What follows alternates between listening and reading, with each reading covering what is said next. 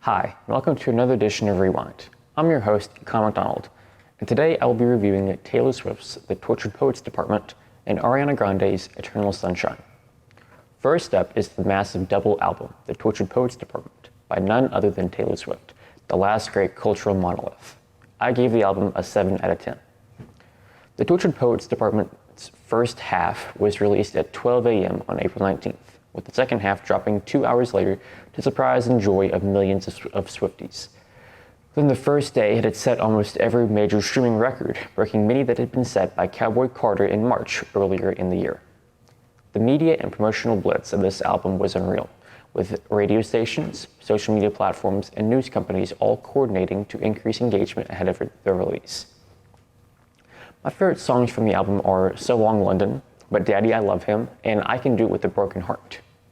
So Long London, regarded by some to be the antithesis of the 2019 song London Boy, which I personally prefer, is a chamber pop song with the characteristic clever wordplay and allusions that is Swift's trademark as she laments leaving an English romance. But Daddy I Love Him is a track that evokes Taylor's first album with a country twang and lyrics about parental disapproval of a relationship. But the highlight of the song is Swift's strength and vigor in defending her right to make her own choices. I Can Do It With a Broken Heart is a house song with by far the most electronic synths on the album, which lends itself to the pounding lyrics that blend beautifully to create one of the strongest tracks. I would recommend the Tortured Poets Department to any fans of pop music.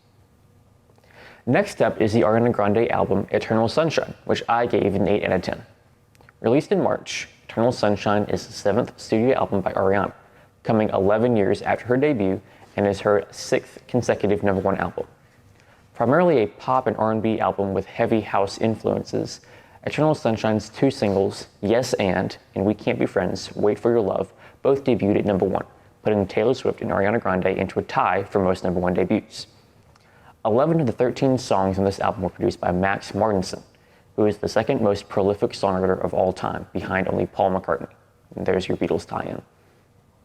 Most of the tracks on the album are vulnerable love songs and highlight Ariana's ability to reflect on herself with a creative lens. My favorite songs from the album are Supernatural, I Wish I Hated You, and Ordinary Things. Supernatural is a punchy, catchy song about the overwhelming effects of love that drips with slick Swedish production. I Wish I Hated You is a breakup song unlike any other, not angry, but with regret at a relationship that didn't explode but just faded away, with the lingering emotions of a not-so-clean break played over tinkling synths that evoke a music box.